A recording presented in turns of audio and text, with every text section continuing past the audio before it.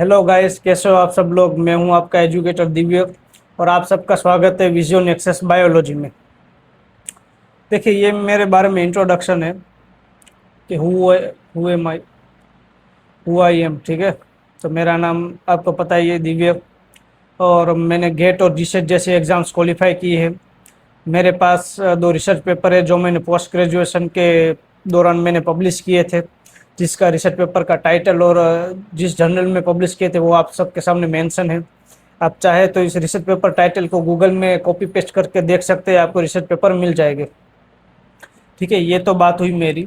आज हम बात करने वाले थर्ड पार्ट की, जो हमारा सेल स्ट्रक्चर और फंक्शन की हम बात करने वाले हैं। ठीक है, ये हमारा थर्ड जो कि हमारा पार्ट है वो है। और ये लास्ट है जहाँ पे हम प्लाज्मा मेम्ब्रेन, साइटोस्केलेटन और माइटोकॉन्ड्रिया की बात करने वाले हैं। देखिए, the tried of cellular logistic की हमने बात कर ली।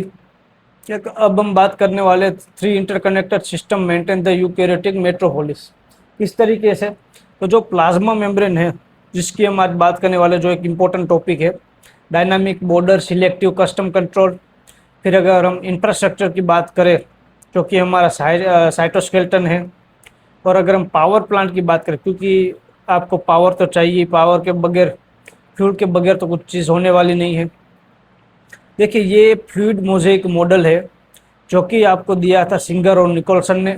इसके अलावा और कई मॉडल्स आ चुके हैं जो ऑलमोस्ट हम बात करें 1954 से आ रहे हैं, जो अलग अलग साइंटिस्ट ने दिए। बीच में जो सैंडविच मॉडल था वो भी आया था, दूसरे भी मॉडल आए थे, पर एक्सेप्टेड मॉडल यही है जिसे हम कहते हैं फ्लूइड मोज़ेक मॉडल, जहाँ पे हम कई चीज़ों की बात करने वाले हैं। जैसे कि अगर अब बात करें तो यहाँ पे बात है इंटीग्रेटेड पेरिफेरल प्रोटीन की। ठीक है, कंपोनेंट की अगर हम बात करें तो यहाँ पे इंटीग्रेटेड और पैरेलल है। फिर कोलेस्ट्रॉल की बात करें, जो कि स्पेशली आपको एनिमल सेल में देखने को मिलेंगे।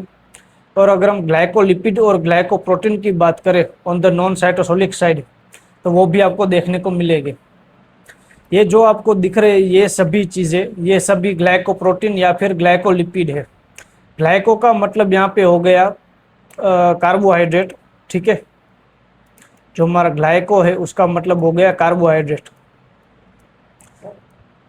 कार्बोहाइड्रेट। दूसरी जो चीज़ें हमारी हो गई कि ग्लाइकोलिपिड यानी कि लिपिड के साथ कार्बोहाइड्रेट, और ग्लाइकोप्रोटीन यानी कि प्रोटीन के साथ कार्बोहाइड्रेट।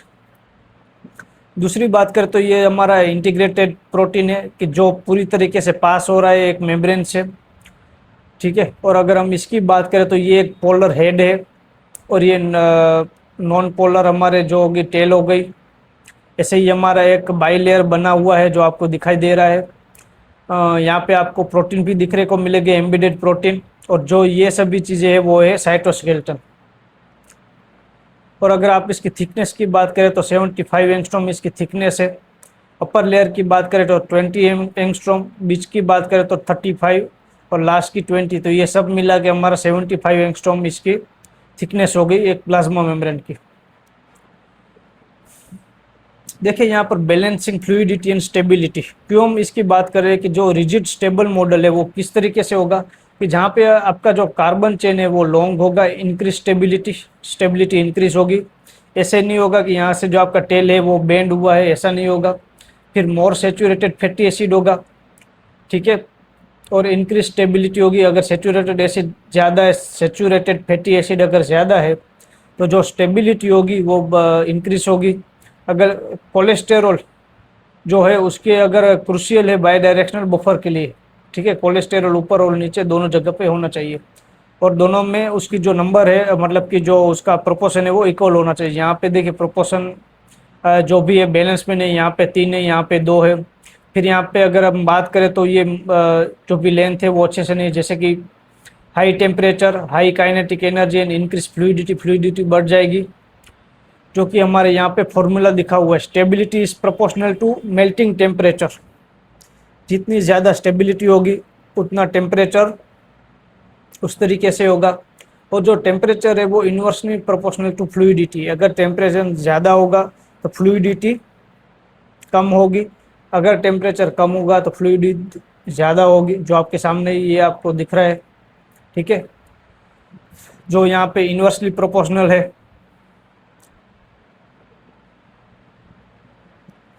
जो ये चीज़ें जो आपके लिए इंपॉर्टेंट है, जो मैंने आपको एक सिंपल फॉर्म में दी हुई है, simple diffusion occurs without transport proteins moving down the concentration gradient. देखिए, आपको किसी भी तरह के कोई भी ट्रांसपोर्ट प्रोटीन या किसी भी चरों के किसी भी जो भी चीज़ है प्रोटीन की या किसी आपको गेट की किसी चैनल की ज़रूरत नहीं है। उसके बगैर आप सिर्फ फ्री फॉर्म में अगर आप सिंपल डिफ्यूज़न कर पा रहे हो, तो उसका जो हम बोल सकते हैं कि किस तरीके से इंक्रीजिंग फॉर्म में हम बोल सकते हैं। जैसे कि हम मान लीजिए कि गैसेस सबसे ज़्यादा करेंगे, उसके बाद नॉन पोलर मॉलिक्यूल्स हो गए बेंजीन, उसके बाद पोलर अनचार्ज स्मॉल हो गए, उसके बाद पोलर चार्ज हो गए, फिर आयंस हो गए और फिर डीएनए आरएनए हो गए। जिसे हम इस तरीके से समझेंगे कि यहाँ पे देखिए गैसेस वो इजीली आपको डिफ्यूजन करके हुए देखेगी, ठीक है, प्लाज्मा मेम्ब्रेन से। उसके बाद आपके लिए हो गए नॉन पोलर, फिर आपके लिए हो गए पोलर। बट क्या होगा, हम यहाँ पे आपको ये देखिए ये चीज़ दे रहे हैं गेनुआसिड। गेनुआसिड का मतलब क्या होगा, गेनुआसिड। देखिए पोलर अन का मतलब जो हमारा अनचार्ज होगा वो, उसके बाद पोलर चार्ज, फिर आयन और फिर डीएनए आरएनए, ठीक है।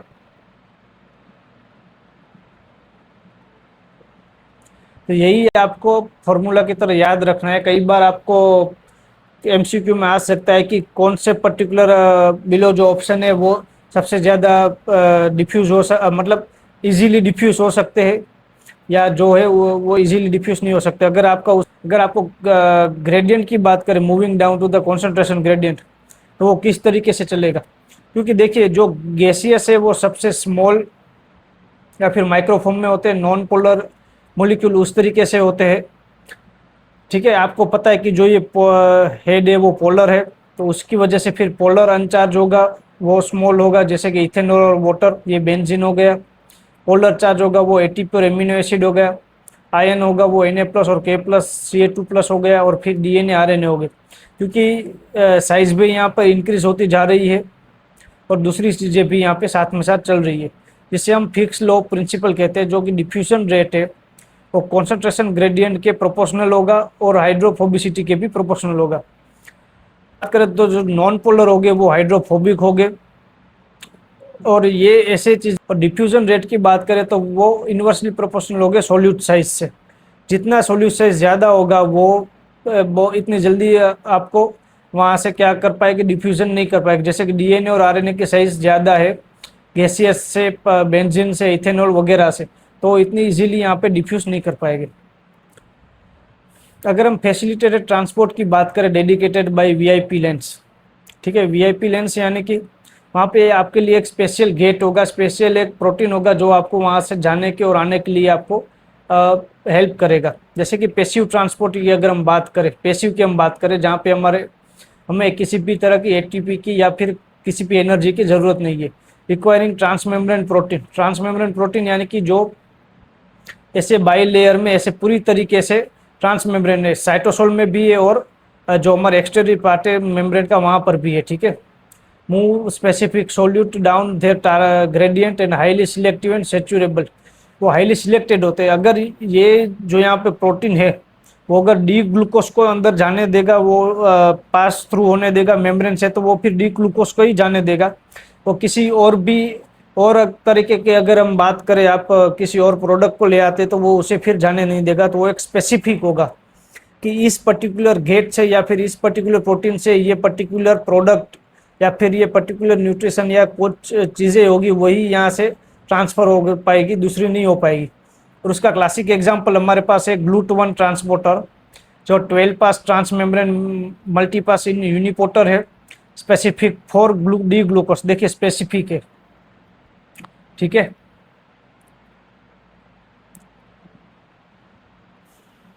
ये देखिए ये यहाँ पे स्पेसिफिक है, और both N terminal and C terminal cytosolic found in the red blood cell.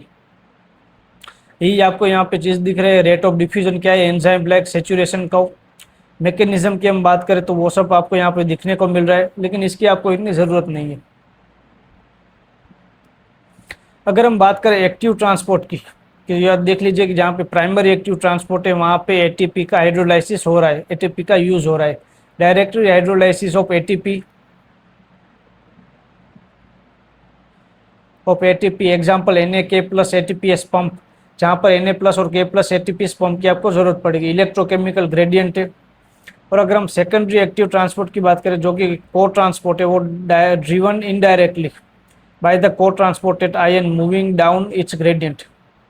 देखिए यहाँ दोनों चीज़ों में आपको एक मैं डिफ्रेंशिएशन करके दिखाता हूँ कि जो भी यहाँ पे चीज़ें हैं Na प्लस और K प्लस की, वो यहाँ से कॉन्सेंट्रेशन कम है और यहाँ पे कॉन्सेंट्रेशन ज़्यादा है। तो अगर हम सिंपल डिफ्यूज़न की या अगर हम डिफ्यूज़न की बात करें तो उसका रूल ये कहता है कि जो हायर कॉन्सेंट्रेशन से लोअर कॉन्सेंट्रेशन की तरफ जाना चाहिए, बट एक्चुअल में यहाँ पे जो चीज़ चल रही है वो लोअर कॉन्सेंट्रेशन से हायर कॉन्सेंट्रेशन की तरफ चल रही है। इसलिए हमें यहाँ पे एनर्जी की ज़रूरत पड़ रही है। ठीक है, देखिए यहाँ पे हमें एनर्जी की क्यों ज़रूरत पड़ी, क्योंकि ये लोअर से हायर की तरफ जा रहे हैं। यहाँ पे आपको जो कॉन्सेंट्रेशन है वो कम दिखने को मिल रहा है, यहाँ पे कॉन्सेंट्रेशन ज़्यादा देखने को मिल रहा है। ठीक है, और अगर हम इसकी बात करें तो यहाँ पे कॉन्सेंट्रेशन हायर से लोअर या नॉर्मली जैसे चलती है चीज़ें वैसे चलेगी। सिम्पोर्टर अगर दोनों जो भी मॉलिक्यूल है अगर साथ में सेम मतलब सेम डायरेक्शन में मूव करे तो वो सिम्पोर्टर है, अगर वो ऑपोजिट डायरेक्शन में मूव करे तो वो एंटीपोर्टर है।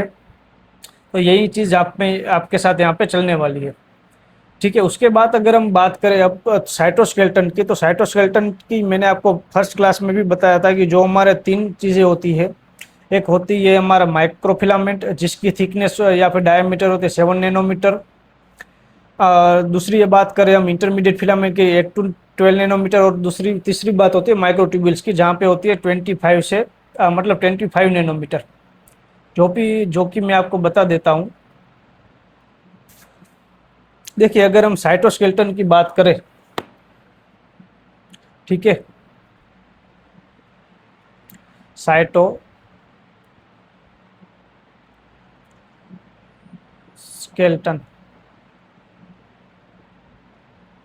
ठीक है, साइटोस्केलेटन में एक हो गया आपका माइक्रोफिलामेंट,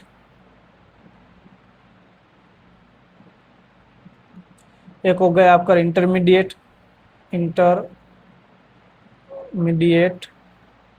फिलामेंट, और एक हो गया आपका माइक्रोट्यूब्यूल। देखिए इसकी थिकनेस की या फिर डायमीटर की हम बात करें तो इसका 7 नैनोमीटर हो गया, इसका हो गया 25 नैनोमीटर, और इसका हो गया 8 से 10 नैनोमीटर। इसकी वजह से ही हम इसे इंटरमीडिएट कहते हैं क्योंकि ये दोनों के बीच में प्लेस होता है। ठीक है, इसकी हम बात करें तो यहाँ पर एफ एक्टिन और जी एक्टिन की अगर हम बात करें, जी एक्टिन इसका मोनोमर है। ठीक है, जो साथ में मिलके आपको एफ एक्टिन बना के देगा जो इसका फिलामेंट होगा।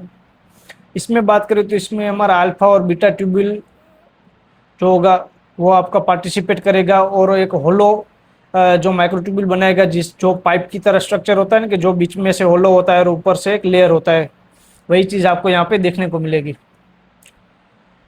देखिए अगर हम एक्टिन की बात करें स्पेशली तो 5 to 10% of total cell protein को कवर कर। देखिए flexible highly conserved scaffolding driving cell shape and cell local motility accounts for 5 to 10% of total cell protein की मोटिलिटी में ये हेल्प करता है। अगर हम स्ट्रक्चर की बात करें तो 7 नैनोमीटर जो इसका डायमीटर है। ठीक है, कंपोस्ट ऑफ 375 एमिनो एसिड, क्योंकि देखिए एक्टिन एक फिलामेंट ही है तो फिलामेंट में सीधी सी बात है कि एमिनो एसिड का ये रोल होगा उसे बनाने में। ठीक है, वो एक साइटोस्केलेटन है बट एक्चुअल में है तो प्रोटीन। अगर हम पॉलीमराइजेशन की बात करें तो ग्लोब्यूलर मोनोमर्स कौन सा है, ग्लोब्यूलर मोनोमर्स यानी कि क्या हो गया, जी एक्टिन, ग्लोब्यूलर का G. Polymerize to form filamentous polymers यानी कि एफ एक्टिन। ठीक है, और तो जी और एफ कहाँ से है, जी यानी कि ग्लोब्यूलर और फिलामेंटस पॉलीमर्स यानी कि एफ एक्टिन, और ग्लोब्यूलर पॉलीमर मोनोमर्स यानी कि G actin. Filaments possess distinct positive barbed end और नेगेटिव यानी कि पॉइंटेड एंड। देखिए जनरली जो आपका पॉलीमराइजेशन होगा वो बार्ब्ड एंड से होगा और डीपॉलीमराइजेशन होगा वो आपका पॉइंटेड एंड से होगा। ठीक है, मैं आपको यहाँ पे स्ट्रक्चर बना के दिखाता हूँ। मान लीजिए कि इस तरीके का कोई स्ट्रक्चर है। ठीक है, हाँ इस तरीके का स्ट्रक्चर होता है जो यहाँ पे फिर आपका जो होगा वो ऐसे चलता जाएगा। ये एक होगा जी एक्टिन, जिसे हम कहते हैं जी एक्टिन यानी कि जी ग्लोबुलर मोनोमर एक्टिन हो गया, और ये पूरा जो आपका होगा उसे हम कहते हैं एफ एक्टिन। ठीक है, यहाँ पे और चीजें भी होगी।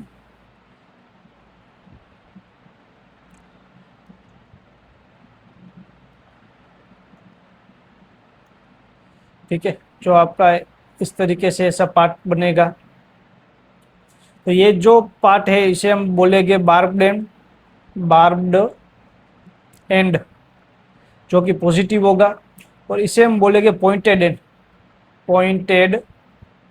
एंड, जो कि आपको दिख रहा है ये पॉइंटेड जैसा है और ये यहाँ पे बार्ब जैसा है। ये होगा नेगेटिव और ये होगा पॉजिटिव। यहाँ से आपका पॉलीमराइजेशन होगा। ठीक है, और यहाँ से आपका डीपॉलीमराइजेशन होगा। देख लीजिए यही चीज़ें चल रही है। ये पॉइंटेड एंड आपका माइनस है, मतलब नेगेटिव है। यहाँ पे बार्ब्ड एंड आपका पॉजिटिव है। यहाँ से जो चीज़ है वो जुड़ रही है, यहाँ से चीज़ निकल रही है। ठीक है, एटीपी हाइड्रोलिसिस होगा। एटीपी की आपको यहाँ पे रिक्वायरमेंट होगी। एटीपी हाइड्रोलिसिस होगा, एटीपी का एडीपी मतलब हाइड्रोलाइसिस हो गया पी। तो यही चीज़ आपको यहाँ पे चलने वाली है। फिर देखिए किस तरीके से होगा कि जो आपका जी एक्टिन होगा वो प्रोफिलिन में की मदद से आपका जो यहाँ पे प्लस एन में जुड़ता जाएगा, पॉलीमराइजेशन होता जाएगा, एफ एक्टिन यहाँ पे बनता जाएगा। और एडीपी कोपिलिन यहाँ से आपको जो चीज़ें चल रही है उसे डीपॉलीमराइजेशन करके डिफरेंट करेगा। फिर एडीपी जाएगा एडीपी कोफिलिन में, और यहाँ पे फिर जो हमारा एटीपी एडीपी एक्सचेंज है वो यहाँ पे होगा। ठीक है, तो यही चीज़ यहाँ पे चल रही है। The undergoes continuous assembly and disassembly tightly controlled by actin binding domains. और की regulator protein profilin stimulates exchange of bound ADP for ATP G proactin making monomers rapid assembly at the barbed end. Barbed end पे यहाँ पे आपको दिख रहा है प्रोफिलिन यहाँ पे जा रहा है और आपका असेंबली करवा रहा है। जबकि एडीपी कोफिलिन क्या है, एडीपी और कोफिलिन एडीएफ कोफिलिन कि modifies existing filaments to enhance the dissociation of actin ADP monomers from the pointed end and can also sever filament। तो ये यहाँ से आपका चीज़ चल रही है। ठीक है, ये पूरा साइकिल चलता ही रहेगा, ऐसे ये साइकिल चलता ही रहेगा।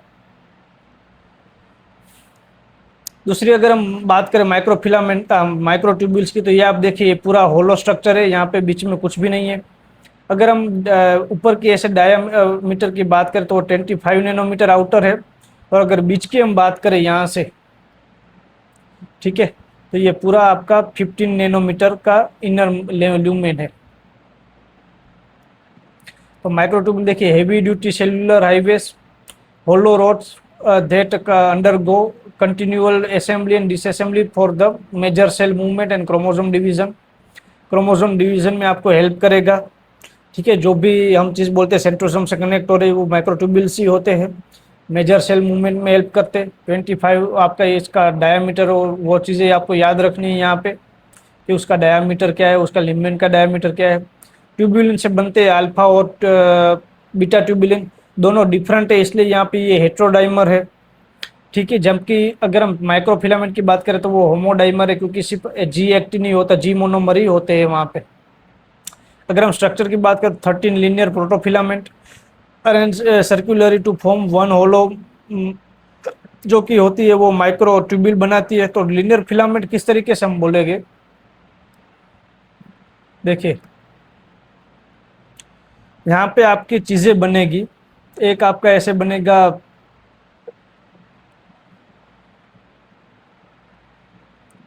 तीन हो गए, 4, 5, 6 और 7। ठीक है,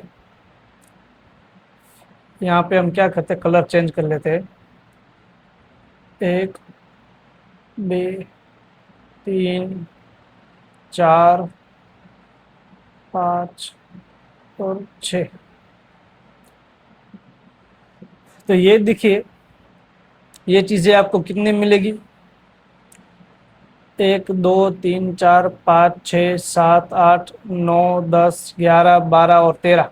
तो ये 13 चीज़ें साथ में मिलकर आपको क्या बनेगी, आपकी पूरा माइक्रोट्यूबुल बनेगा, जहाँ पे आपको दिखने को मिलेगा अल्फा और बीटा। ठीक है, अल्फा हो गया और फिर यहाँ पे बीटा हो गया।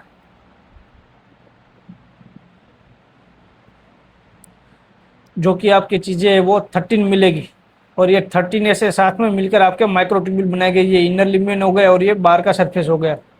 तो यही चीज़ें यहाँ पे चलने वाली है, driven by the GTP guanosine triphosphate.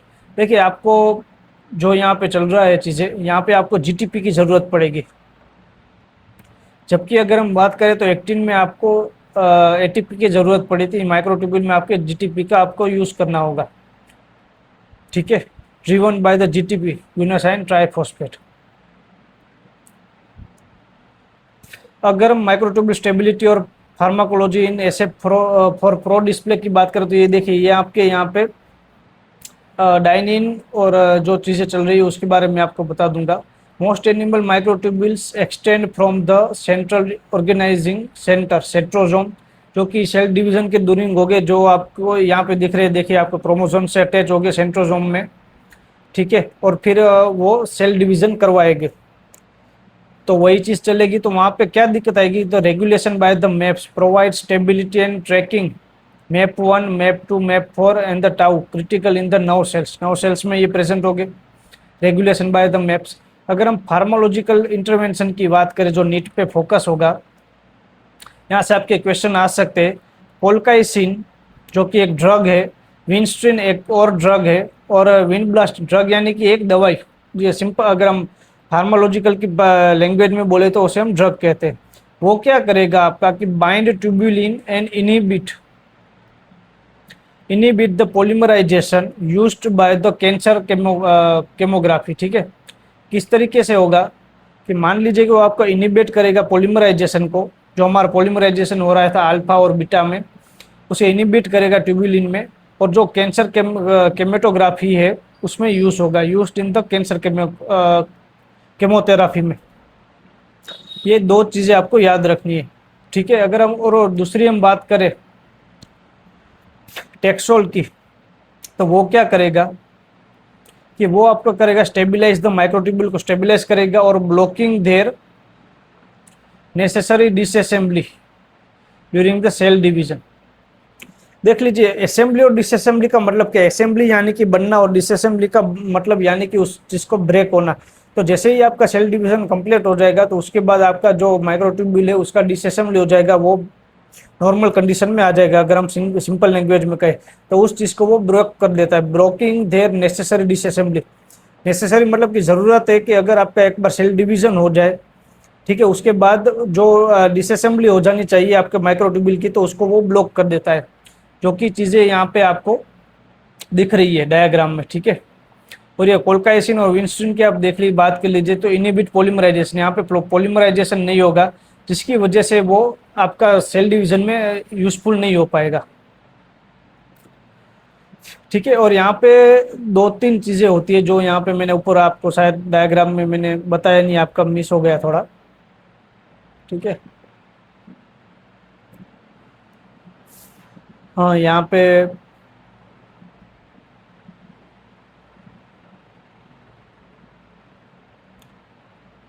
ठीक है, कोई बात नहीं, मैं आपको बाद में बता दूंगा। ठीक है,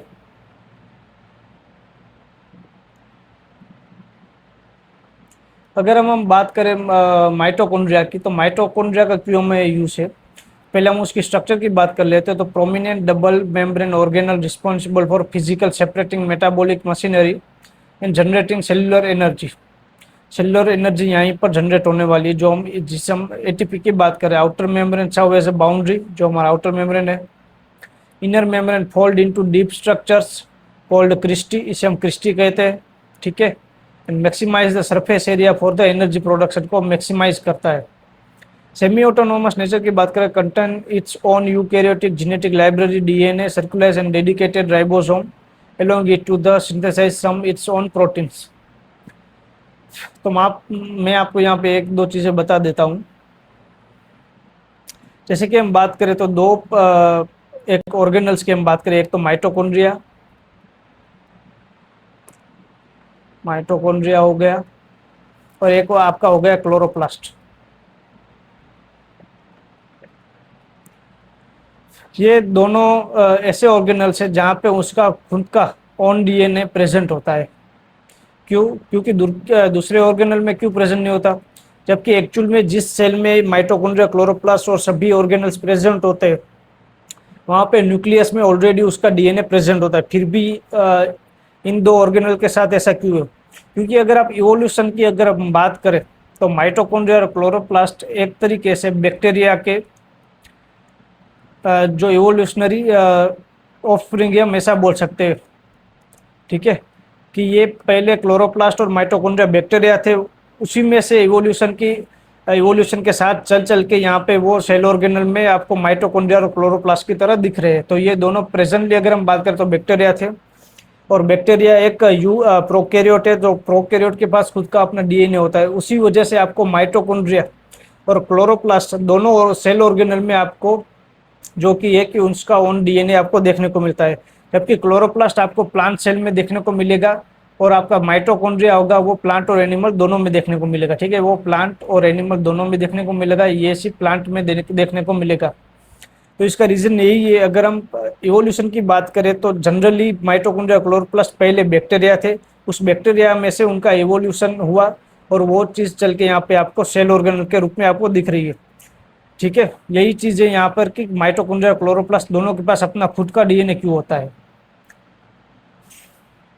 अगर हम बात करें the city in the motion की, कि किसी भी सिटी या फिर किसी की चीज़ को चलने के लिए एनर्जी की ज़रूरत है। जैसे कि हम ह्यूमन है, अगर हमें भी काम करना है तो हमें एनर्जी की ज़रूरत है, जिसकी वजह से हम खाना खाते हैं और उसमें से हम एटीपी का प्रोडक्शन करते हैं, जो कि C6 से हम ऑक्सीडेटिव प्रोसेस से होते हैं, ठीक है।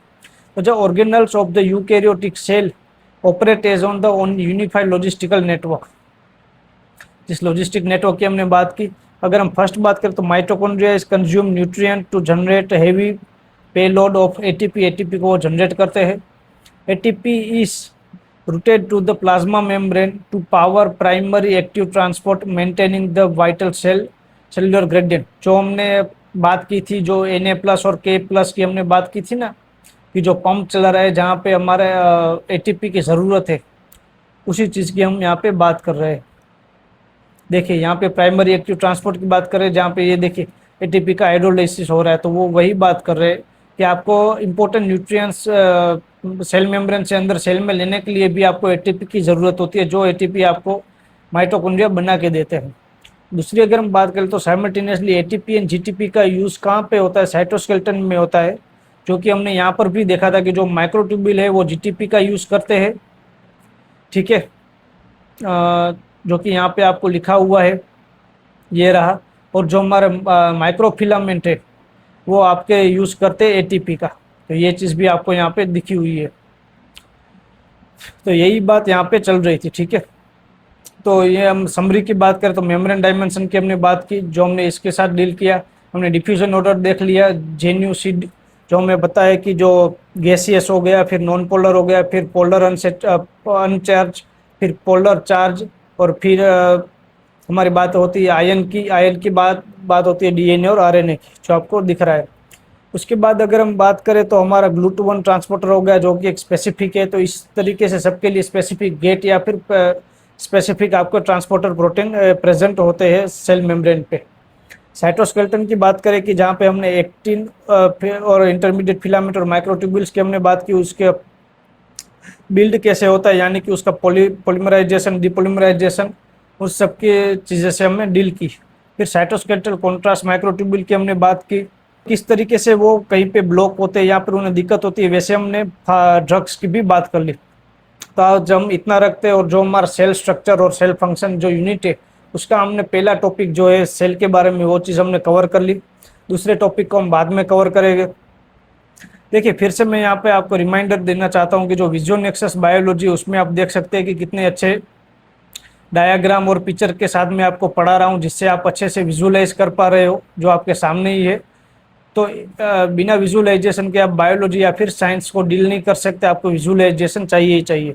आप मगअप करके कोई भी चीज़ साइंस में आप अचीव नहीं कर सकते, आपके लिए आपको कॉन्सेप्चुअल क्लियरिटी चाहिए। और उसमें भी अगर हम बात करें, आपको नेट या फिर नीट या फिर गेट ऐसी नेशनल लेवल की एग्ज़ाम को क्वालिफाई करने के लिए आपको कॉन्सेप्ट समझने पड़ेंगे, जो जिसके लिए आपको विजुअलाइजेशन आपके लिए ज़रूरत है। तो आप सब्सक्राइब कीजिए, लाइक कीजिए और शेयर कीजिए विजुअल नेक्सस बायोलॉजी चैनल को, जिससे आप और आपके फ्रेंड्स इसका बेनिफिट ले सके और आप अपने एग्ज़ाम को बूस्ट कर सके। फिर आप विजुअल नेक्सस बायोलॉजी नाम से जो हमारा टेलीग्राम चैनल है उसमें भी आप जुड़ सकते हैं, जहाँ पे आपको इस पीपीटी कंटेंट आपको सब मैं प्रोवाइड करवा दूंगा।